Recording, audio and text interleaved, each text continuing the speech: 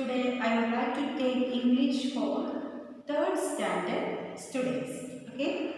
Then in the last class we have discussed about the first lesson, that is the weaving nature.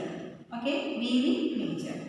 Then today in this class we will discuss about the grammar portions of the chapter.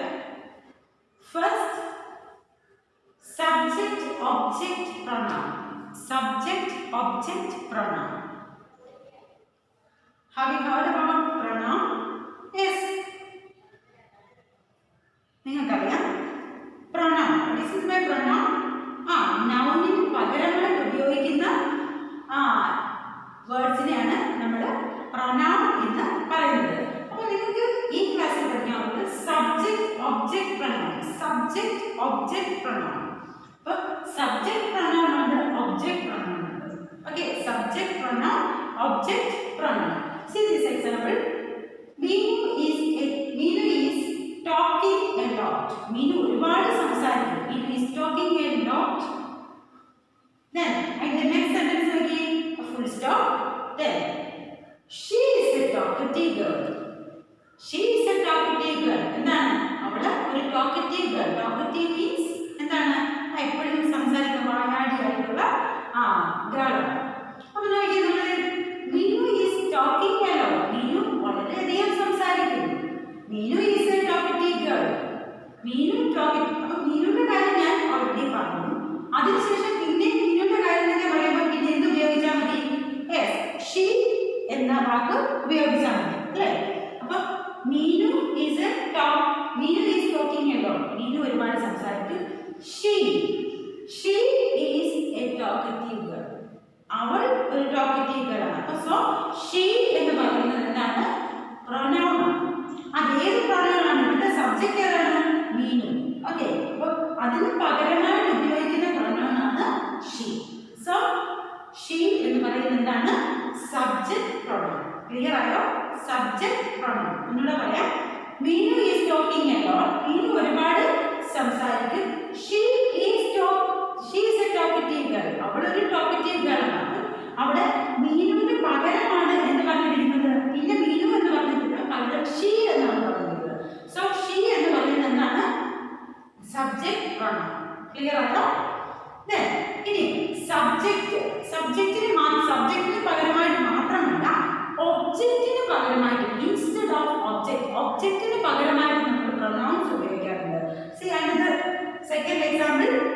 Do you want to come with me? Do you want to come with me? എന്താണ് അതിന്റെ meaning? എന്താണ്? Do you want? നീ ആഗ്രഹിക്കുന്നുവോ എന്റെ കൂടെ വരുക, അല്ലേ? Do you want to come with me? അപ്പോൾ എന്താണ് അവിടുത്തെ ഒബ്ജക്റ്റ്?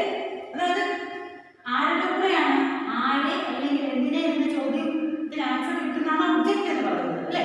അപ്പം നീ ആഗ്രഹിക്കുന്നു എന്റെ കൂടെ വരിക. അപ്പം അതിന്റെ അടുത്തെ എന്താണ്? ഞാൻ എന്നുള്ളത് എന്താണ്? ഇതിന്റെ ഒബ്ജക്റ്റ് ആണ്, അല്ലേ? അപ്പം അതിന് പകരം നിൽക്കുന്ന എന്താണ്? me, അല്ലേ? me ആണ്. Do you want to come with me? എന്റെ കൂടെ വരിക. അപ്പം അത് എന്താണ്? ഈ me എന്ന് പറയുന്നത് എന്താണ്? ഒബ്ജക്റ്റ് pronoun ആണ്. ഒബ്ജക്റ്റ് അല്ല, ഒബ്ജക്റ്റ് pronoun ആണ്. ക്ലിയർ?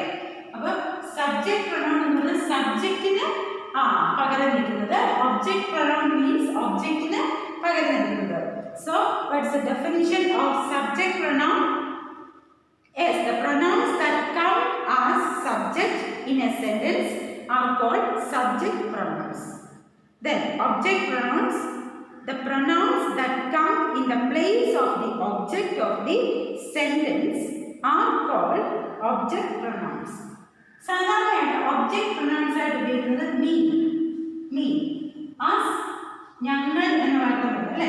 us, you, him, അവന്. പക്ഷെ he എന്ന് പറയുന്നത് സബ്ജക്റ്റ് ആണ്, സബ്ജക്റ്റ് പ്രൊനൗൺ ആണ് he. പക്ഷെ him എന്ന് പറയുന്നത് ഒബ്ജക്റ്റ് പ്രൊനൗൺ ആണ്.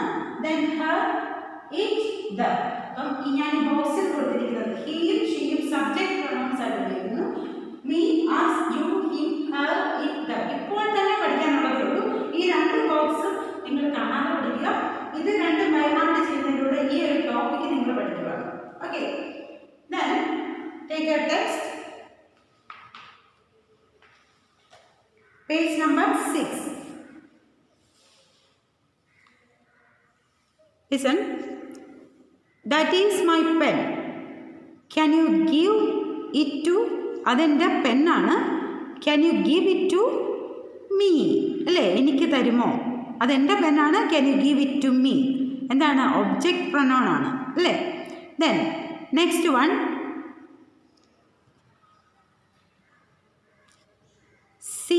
Seema dances really well. Seema നന്നായി ഡാൻസ് കളിക്കും. No one can beat her. No one can beat അവളെ അല്ലേ. അപ്പോൾ എന്താണ്? സീമയെ. അപ്പോൾ എന്താണ്? Her. Then next, we are going to the park. Are you coming with? ഞങ്ങൾ പാർക്കിൽ പോവുകയാണ്. Are you coming with? അപ്പോൾ എന്താണ്? ഞങ്ങളുടെ കൂടെ വരുന്നോ? അപ്പോൾ എന്താണ്? നീയല്ല, us. Okay. Isn't that puppy naughty? ആ puppy നോട്ടിയാണോ? Can we take Dash home? ഞാൻ അതിനെ വീട്ടിൽ കൊണ്ടുപോകട്ടെ. Can we take puppy? പപ്പ് എന്ന് പറയുന്നത് എന്താണ്? ഒരു മാൻ, വുമൺ അങ്ങനെ നമുക്ക് വേർതിരിച്ച് പറയാൻ സാധിക്കില്ല. അതുകൊണ്ട് എന്താണ്? ഇറ്റ് എന്ന് പറയാം. Can we take it home? ഞാൻ അതിനെ എടുത്തുകൊള്ളട്ടെ. Dad is searching for his files. Dad file search ചെയ്യാണ്. Did you see? അത് കണ്ടോ? ഒരു തിങ് ആയതുകൊണ്ട് did you see it? Okay.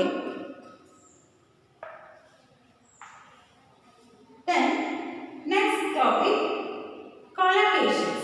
Collocations. Take page number 5. Collocations means adjective noun collocation. To collocate means to place side by side. അത് simple ആണ്. പക്ഷേ ഇവിടെ കൊടുത്തിരിക്കുന്ന ചില എക്സാമ്പിൾസ് നിങ്ങൾ പഠിച്ചുകൊള്ളണം.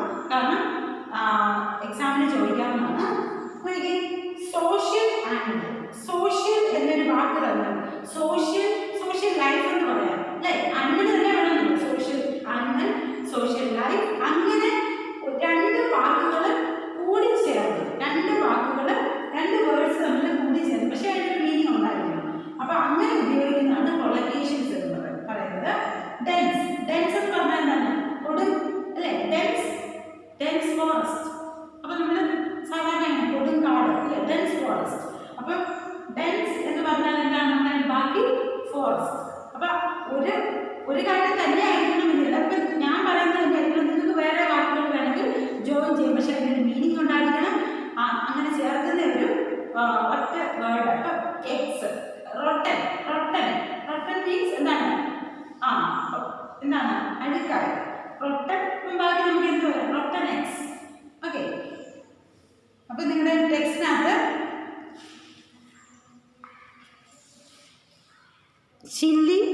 chilly night. Then express train. Heavy rain. warm match ചെയ്യുന്നത് നോക്കുക. ചിലത് രണ്ടെണ്ണം മാച്ച് ചെയ്യുന്ന പോലെ തോന്നും. Warm clothes. Severe pain. Clear. Then ഇവിടെ write nouns to form collocations. Bitter taste. ഇതിൻ്റെ കൂടെ നമുക്ക് വേറെ ആഡ് ചെയ്യാവുന്നതാണ്. സോഫ്റ്റ് സ്കിൻ, സോഫ്റ്റ് സിൽക്ക് എന്ന് വേണേൽ പറയാം. ഇവിടെ ഞാൻ എഴുതിയിരിക്കുന്നത് soft skin. Then tall tree. Then curly, ചുരുണ്ടത്. കേളി എന്ന് പറയുമ്പോൾ മുടി നമ്മൾ ഉദ്ദേശിക്കുന്നത് കൊണ്ട് കേളി ഹെയർ. കേളി കൂട്ടി വേറെ എന്തെങ്കിലും ആണെങ്കിലും പറയാം. സ്വീറ്റ് മ്യൂസിക് എന്ന് പറയാം. ഇവിടെ ഞാൻ സ്വീറ്റ് വോയിസ് എന്നാണ് എഴുതിയിരിക്കുന്നത്. മധുരമായ ശബ്ദം, sweet voice. Okay. Next topic, prepositions. What is it by preposition? നിങ്ങൾ ഇതിനു മുമ്പ് കേട്ടിട്ടുണ്ടോ? Preposition means position words. Position words is otherwise known as preposition. Okay. അപ്പം position words എന്ന് പറയുന്നത് നിങ്ങൾ അതായത് ചെറിയ ക്ലാസ്സുകളിൽ നിങ്ങൾ പൊസിഷൻ വേർഡ്സ് പഠിച്ചിട്ടുണ്ട്. ഏതൊക്കെയാണ്? In, on, under, near. Okay. the cat is under the table. Cat എവിടെയാണ്? ടേബിളിന് അടിയിലാണ്.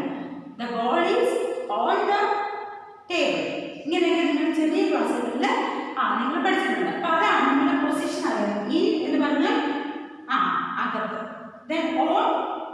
പുറത്ത്. then under, in, അത് നിങ്ങൾ on, in, under, by, അങ്ങനെ എന്താണ് on, in, under, by.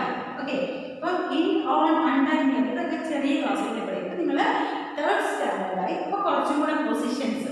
അപ്പം ഇത് തന്നെയാണ്, ഇതുപോലെ തന്നെ പൊസിഷൻസ് പറയുന്നത് കുറച്ചും കൂടി പൊസിഷൻ വേർഡ്സുകളുണ്ട്. That is known as prepositions. Clear?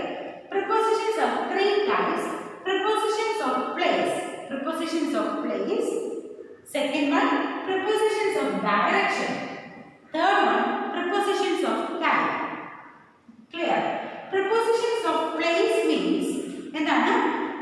ഏതാണ് ലൊക്കേറ്റ് ചെയ്യുന്ന പ്ലേസിനെ പറയുന്നതാണ് prepositions of place. Show where or how the noun or pronoun is positioned. എവിടെയാണ് noun അല്ലെങ്കിൽ pronoun പൊസിഷൻ ചെയ്യുന്നത് എന്നാണ്. അത് എവിടെയാണ് നമുക്ക് ആ സെന്റൻസ് വായിക്കുമ്പോൾ മനസ്സിലാവും ആ നൗൺ അല്ലെങ്കിൽ പ്രൊനൗൺ എവിടെയാണ് പൊസിഷൻ, എവിടെയാണ് ലൊക്കേറ്റ് ചെയ്തിരിക്കുന്നത് കറക്റ്റായിട്ട് മനസ്സിലാവുന്ന പ്രിപ്പോസിഷൻസ് ആണ് prepositions of place. Okay, then prepositions of direction. Show the movement of a noun. ഈ നൗൺ എങ്ങോട്ടാണ് മൂവ് ചെയ്യുന്നത്, എങ്ങോട്ടാണ് ഇതിന്റെ ഡയറക്ഷൻ എന്ന് നമുക്ക് മനസ്സിലാകുന്നതാണ് preposition of direction. Then preposition of time. അതായത് at which time in അല്ലെങ്കിൽ at which point in time something happen. എന്തോ സംഭവിച്ചിരിക്കുന്ന ആ ടൈം നമുക്ക് മനസ്സിലാക്കാൻ സാധിക്കുന്നു. അതാണ് prepositions of time. ഇങ്ങനെ there are three types of prepositions. അപ്പോൾ ഇവിടെ prepositions ഒരുപാട് ഇവിടെ ഉണ്ട്. place, direction, time.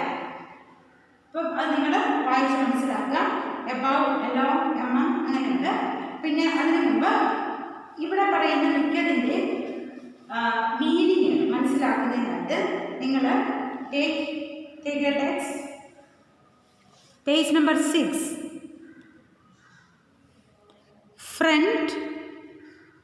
ഫ്രണ്ട് എന്ന് പറയുമ്പോൾ മുമ്പിൽ, ബിഹൈൻഡ് പുറകിൽ, ബിറ്റ്വീൻ ഓക്കെ ഇതിനിടയിൽ, അറൗണ്ട് ചുറ്റും, ഓപ്പോസിറ്റായി, ത്രൂ കണ്ടോ ഇതിലൂടെ അല്ലേ, ത്രൂ, ഫസ്റ്റ് ലാസ്റ്റ്, ആദ്യം നിൽക്കുന്നയാൾ അവസാനം നിൽക്കുന്നയാൾ. ദെൻ ബിസൈഡ് കണ്ടോ ഇതിൻ്റെ അടുത്ത്, ബിസൈഡ് നിങ്ങൾക്ക് ഈ പിക്ചർ നോക്കുമ്പോൾ ക്ലിയർ ആയിട്ട് മനസ്സിലായി. ഇൻ ടു ഇതിലേക്ക്, into the. Then out of അവിടെ നിന്ന് പുറത്തേക്ക്. ദെൻ എമങ് ഇതിൽ കുറച്ച് പേരുള്ള, അതിൽ ഒരാളുടെ കാര്യമൊക്കെ പറയുമ്പോൾ എമങ്. പാസ്റ്റ് കഴിഞ്ഞു പോയത്. ദെൻ എക്രോസ് കുറുകെ എന്നുള്ള മീനിങ് വരും. എലോങ് ഒപ്പം എന്നുള്ള ഇത് വരും. Then behind, beside, on, under, between, in front of, near, above. ഈ മീനിങ്സ് നിങ്ങൾ ടെക്സ്റ്റ് നോക്കി നിങ്ങൾ അതിൻ്റെ കറക്റ്റായിട്ട് എവിടെയാണ് ഈ ബോളൊക്കെ എവിടെയാണെന്ന് നോക്കിയാൽ പൊസിഷൻ മനസ്സിലാക്കിയാൽ നിങ്ങൾക്ക് ഇത് എവിടെയൊക്കെയാണ് ചേർക്കേണ്ടത് എന്ന് നിങ്ങൾക്ക് മനസ്സിലാവും. Then take page number 8. They are going to travel. അവർ ട്രാവൽ ചെയ്യുന്നു അറൗണ്ട് ദ വേൾഡ്. ഒരു സ്പെഷ്യൽ സെയിൽ ബോട്ടിൽ അറൗണ്ട് ലോകം മുഴുവൻ അല്ലേ, ചുറ്റും.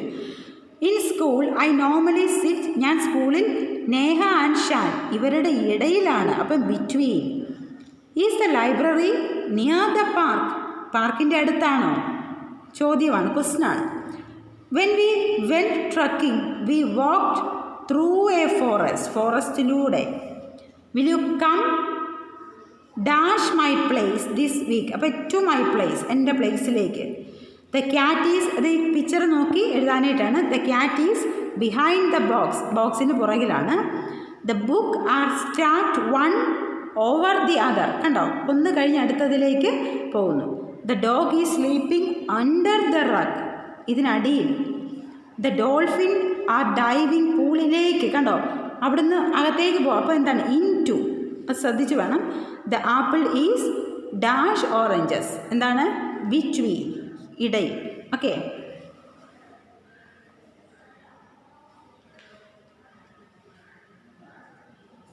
so that's all about today's session. Then today ഇന്ന് ഞാൻ നിങ്ങൾക്ക് തരുന്ന ഹോംവർക്ക് ശ്രദ്ധിച്ച് കേൾക്കുക. ഈ ചാപ്റ്ററിനെ സംബന്ധിച്ചാണ് നമ്മൾ ഡൈ അല്ലേ, കളറിനെ കുറിച്ച് അവർ നാച്ചുറൽ ഡൈസ് ഒക്കെ എടുക്കുന്ന കാര്യം പറഞ്ഞു. നിങ്ങൾ എഴുതണം, നിങ്ങളുടേതായ സെൻറ്റൻസിൽ എത്തിയാൽ മതി, തെറ്റുന്നെങ്കിൽ കുഴപ്പമില്ല. ബട്ട് ശ്രമിച്ച് അത് എന്താണെന്നുള്ളത് ഞാൻ ഈ വീഡിയോയിൽ മാത്രമേ ഹോംവർക്ക് പറയുന്നുള്ളൂ. അതുകൊണ്ട് വീഡിയോ കണ്ട് അത് മനസ്സിലാക്കുക. ഹോംവർക്ക് ഇതാണ്. What's the difference between natural dye and chemical dye? Natural dye ഉപയോഗിക്കുന്നതും കെമിക്കൽ ഡൈ ഉപയോഗിക്കുന്നതും കൊണ്ടുള്ള മാറ്റങ്ങൾ എന്തൊക്കെയാണ്, അല്ലെങ്കിൽ എന്താണ് തമ്മിലുള്ള ഡിഫറൻസ്? നിങ്ങൾക്ക് എന്തുമാത്രം വേണമെങ്കിലും എഴുതാം. ഒരു ചെറിയൊരു ഷോർട്ട് പാരഗ്രാഫാണ് ഞാൻ ഉദ്ദേശിക്കുന്നത്. നിങ്ങളുടേതായ സെൻറ്റൻസ് ആരോട് ചോദിക്കേണ്ട, നിങ്ങളുടേതായ സെൻറ്റൻസ് എനിക്ക് എഴുതി എൻ്റെ പേഴ്സണൽ വാട്സപ്പ് നമ്പറിൽ അയക്കുക. സോ നിങ്ങളുടെ ഐഡിയാസോടെ ഞാൻ കാണട്ടെ. അതിനുശേഷം ഇതിൻ്റെ കറക്റ്റ് ആൻസർ നിങ്ങൾക്ക് ഞാൻ നോട്ടായിട്ട് തരുന്നതായിരിക്കും. Okay, thank you.